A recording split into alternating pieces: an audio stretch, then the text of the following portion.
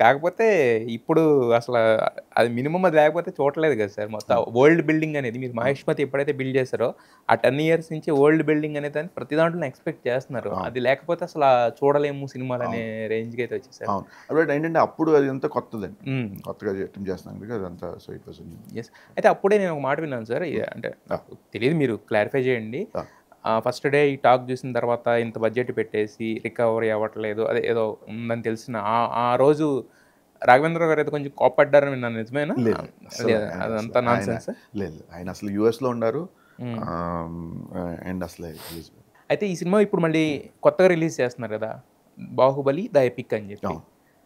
అంటే ఇప్పుడు దీన్ని మళ్ళీ ఆస్కార్‌కి పంపించే లేదు. ఛాన్స్ లేదా? లేదు. లేదు. లేదు. ఉంటదా సార్? మామూలుగా లేదు. అవకాశం ఉందా?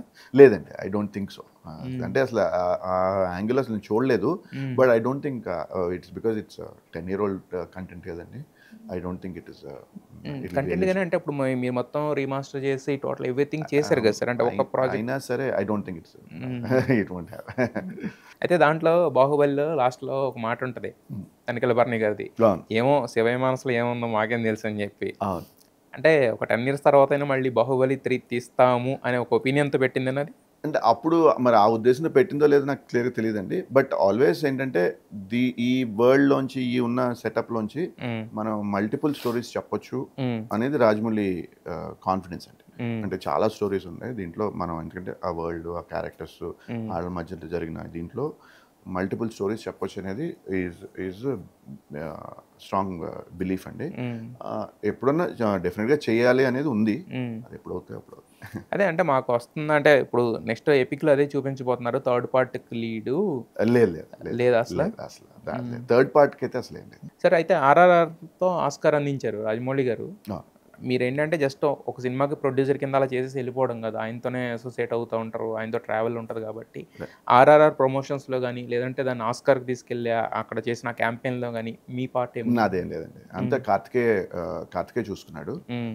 నేను ట్రావెల్ చేస్తాం కరెక్టే. అంటే హ్మ్. నాకేంటి ఇంట్రెస్ట్ కాబట్టి అండ్ అందరూ ఎళ్తున్నారు కాబట్టి and we are close friends. Hmm. Family friends and very good friends. Hmm. So, అందుకని నేను ట్రావెల్ చేశాను. ఆళ్ళతో ఉన్నాను తప్ప నాకేమి I was not in that. Sir ఇప్పుడు 'రాజమౌళి' గారంటే 1000 కోట్లైనా పెట్టడానికి రెడీగా ఉన్న ప్రొడ్యూసర్స్ ఉన్నారు సార్. బట్ మీరు ఫస్ట్ ఇనీషియల్‌గా ఆయనతో ఒక ఓల్డ్ సినిమా తీసిన ప్రొడ్యూసర్‌గా మీ ఇద్దరికి అంత కంఫర్ట్ జోన్ ఎలా క్రియేట్ అయింది సార్? అంటే అది బిగినింగ్ నుంచి అండి. అదే మన నాకు నా కింద ఎర్లీగా ఇదివరకు కూడా చెప్పినట్టు హ్మ్.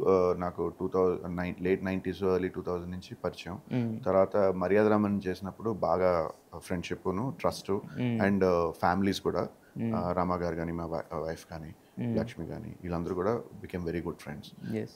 So, and we became and అప్పుడు చేసిన కలిసి పనిచేయడంతో హ్మ్. అయితో అండ్ వాల్యూ సిస్టమ్స్ కూడా మా వాల్యూ అండ్ పర్సనల్ వాల్యూస్ కానీ హ్మ్. అన్నీ సింక్ అయినాయి. సో, హ్మ్. అందుకని ఇంక అలా ఫ్రెండ్‌షిప్ ఎస్టాబ్లిష్ అంటే క్వాలిటీస్ మ్యాచ్ అయ్యి ఉండాలి సార్. ఇంకోటేంటంటే మీరొచ్చిన కాడ నుంచి మీతో మాట్లాడుతుంటే మధ్యలో నవ్వే విధానం గాని కొన్ని కొన్ని అది అందరూ అంటారు. బట్ నాకైతే సోషల్ ఆహ్, మీడియాలో కూడా అంటే అంటారు. 6 నెలలు సావాసం చేస్తే వాళ్ళు వీళ్ళవుతారంటారు కదా! మీరు 10 జర్నీలో ఏమో మొత్తానికి అంటే చాలా వరకు క్వాలిటీస్ కూడా ఏమన్నా అంటే మిమ్మల్ని చూసి ఆయన నేర్చుకోవడం గాని, ఆయన చూసి మీరు నేర్చుకోవడం గాని ఏదైనా ఉందంటారా? అంటే ఆయన నన్ను చూసి ఏమి నేర్చుకున్నారో నాకు తెలీదు గానీ, హ్మ్. నేనైతే ఆయన్ని దగ్గర ఐ లెర్న్డ్ ఎ లాట్. అంటే హ్మ్. ఒకటి అంటే ఆహ్, ఆహ్, ఆ కంటిన్యూయస్ లెర్నింగ్ అండి. అంటే హ్మ్.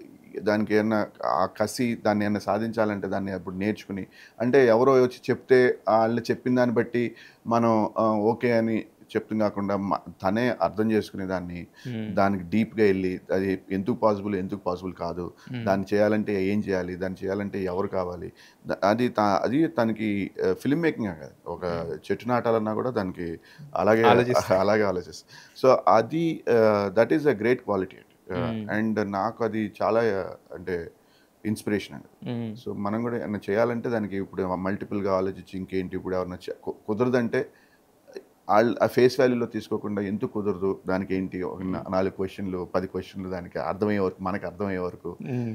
That is amazing. Yes sir. మీరు 'బాహుబలితోనేమో వరల్డ్ సినిమా అన్నారు. పాన్ ఇండియా, పాన్ వరల్డ్ సినిమాలు అయినియి సార్ దానితోటి. ఇప్పుడు గ్లోబల్ సినిమా అంటున్నారు. అంటే మన ఇండియన్ సినిమా, ఎందుకంటే మన తెలుగు సినిమా లేదు ఇప్పుడు అసలు. అవును. మన ఇండియన్ సినిమా గ్లోబల్ మార్కెట్‌ని క్యాప్చర్ చేయడంలో మీకేమైనా లిమిటేషన్స్ కనిపిస్తున్నాయా? లేతే అది అవుతదంటారా ఇప్పుడు? ఎందుకంటే ఇప్పటి వరకు ఏమి వెళ్ళలేదు. నాకు తెలిసి ఇప్పుడు 'బన్నీ' గారి సినిమా ఆల్రెడీ గ్లోబల్‌గా కనెక్ట్ చేశారు. అవును. ఇప్పుడు అదే మన గ్లోబ్ ట్రోటర్ ఏదైతే మాట్లాడుతున్నామో అది అవును. కూడా అంటున్నారు. అవును. సో, లిమిటేషన్స్ ఏమైనా ఉన్నాయా? లేదా మనకు ఓపెన్‌నెస్ సార్ మార్కెట్స్ ఇప్పుడు? అంటే లిమిటేషన్ ఓపెన్ మార్కెట్ అయితే కాదండి. హ్మ్. దానికి గ్రౌండ్ వర్క్ చేయాలండి. హ్మ్. గ్రౌండ్ వర్క్‌ను ప్రిపరేషన్ చేయాలండి. యెస్. అండ్ అదేంటంటే ఒక్క సినిమాతో వచ్చేది కాదండి. హ్మ్. ఇప్పుడు అంటే ఒక సినిమా ఇప్పుడు మనకేంటంటే జస్ట్ ఫర్ ఎగ్జాంపుల్ మన పాన్ ఇండియా తీసుకున్నాం. What we call pan India now. Hmm. మన 'బాహుబలితో' we did a lot of work, ground work. అది ఇందాక మాట్లాడాం కదా! లాట్ ఆఫ్ గ్రౌండ్ వర్క్ చేస్తే హ్మ్. అది ఫస్ట్ పార్ట్ 1 కొంచెం ఓపెన్ అయింది. హ్మ్. 100 క్రోర్స్, 110 యాహ్! క్రోర్స్ ఏదో ఓపెన్ అయింది. హ్మ్. అండ్ పార్ట్ 2 బ్లాస్ట్ మొత్తం అయింది. ఇది కంప్లీట్లీ ఓపెన్ ఓపెన్ చేసింది. అయ్యింది. దాని తర్వాత వెంటనే 'కేజీఎఫ్' లాంటి సినిమా వచ్చింది. హ్మ్. తర్వాత 'పుష్ప' గాని అండ్ పెద్ద సినిమాలు కాదు. ఇప్పుడు ఇది 'హనుమాన్' గాని, యెస్. 'కార్తికేయ 2' గాని హ్మ్. ఈ కంటెంట్ అప్పీలింగ్. కంటెంట్ అప్పీల్ హ్మ్. అయన్నీ కూడా అప్పీల్ అవుతాం మొదలుపెట్టినాయండి. హ్మ్. సో అలా అక్కడ ఆడియన్స్ కూడా now they are used to Telugu cinema hmm. Or south cinema మనం చూస్తాం. ఇప్పుడు 'కాంతార' యెస్. ఇయన్నీ నౌ బికమ్ కామన్. యెస్. అదేంటి now audience are used to hmm. Expecting మనకి ఇదొస్తుంది అదే. హ్మ్. ప్లస్ ఏంటంటే నెట్‌ఫ్లిక్స్ ఫస్ట్ ఇదివరకు యూట్యూబ్ ఎలా అనుకున్నాం. ఇప్పుడు నెట్‌ఫ్లిక్స్ కానీ streaming yes. Amazon streaming prime గాని ప్లాట్‌ఫార్మ్స్ ఏదైనా. హ్మ్. స్ట్రీమింగ్ ఫ్యాక్టర్ వల్ల అన్ని లాంగ్వేజెస్ సినిమాలు చూస్తాం అలవాటు పడ్డారండి హ్మ్. ఆడియన్స్. అది హ్మ్. ఇండియాలో గాని, ఇంటర్నేషనల్ గాని. Yes. So there is more. ఇప్పుడు 'బాహుబలి' టైమ్ అప్పుడు కూడా అంత ఓపెన్‌నెస్ లేదండి. ఎందుకంటే స్ట్రీమింగ్ అప్పుడే స్టార్ట్ స్టార్ట్ అయింది. అయింది. హ్మ్. స్ట్రీమింగ్‌లో ఫారెన్ కంటెంట్ చూసేది తక్కువండి. తక్కువ. హ్మ్. 'ఆర్ఆర్ఆర్' టైమ్‌కొచ్చేవాటికి కోవిడ్ తర్వాత హ్మ్. ఆహ్, ఇది కొరియన్ కంటెంట్ గాని, హ్మ్. స్పానిష్ కంటెంటు హ్మ్. ఇయన్నీ వెస్టర్న్ ఆడియన్స్ అమెరికన్ ఆడియన్స్ కూడా బాగా చూస్తున్నారు. కంఫర్ట్ అంటే చాలా మట్టుకి కొంచెం కంఫర్ట్ వచ్చిందండి. హ్మ్. చూడొచ్చు, చూడాలి ఈ ఫీలింగ్ మనకి బావుంటదనే ఒక బావుంటుంది. ఒపీనియన్, బావుంటే చూద్దాం అనే అండ్ ఇంప్రెషన్. ఓపెన్‌నెస్ సబ్‌టైటిల్స్‌లో యెస్. చూసి యాహ్! యాహ్! ఆ కంఫర్ట్ జోన్ వచ్చిందండి. Hmm. Market is getting ready అండి. నా Indian market is yeah! Already open అయిపోయింది. It's hmm. బికమ్ ఇదివరకు తెలుగు సినిమా అంటే హిందీ సినిమా అనేవాళ్ళు ఇప్పుడు ఇండియన్ సినిమా అంటున్నారు. హ్మ్. మీరన్నట్టు. అండ్ యూఎస్ ఈ మార్కెట్స్‌లో ఇప్పుడు జపాన్ నేను అన్నాను కదండీ! హ్మ్. మనం వి వర్ ఏబుల్ టు అవును సార్. ఇప్పుడు మనం ఫస్ట్ వెళ్ళినప్పుడు ఎంతండి హార్డ్‌లీ ఒక $50,000 ఏదో అమ్మాం. హ్మ్. మన 'బాహుబలి 1' యెస్. పెద్ద చేయలేదు కూడా. హ్మ్. 'బాహుబలి 2' $3 మిలియన్ ఎంతో చేసింది. హ్మ్. 'ఆర్ఆర్ఆర్' $18 మిలియన్ చేసిందండి యెస్. Box office. హ్మ్. అంటే అసలు ఎప్పుడు లేని కొత్త మార్కెట్ హ్మ్.